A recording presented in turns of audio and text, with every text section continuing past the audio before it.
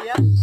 सुधीर लाल यादव के प्रोग्राम में गल हुआ बिरहा गाव अच्छा और उनके बिरहा गायिका से प्यार हो गल यार हो गया। और उनके भोरे तक अपन नंबर ना दे पैना कब तक भइल भैया? तो कैसे कहत हुआ क्या कहत हो? कि प्यार लिखल ना बाटे तकदीरे में ओए क्या बात है?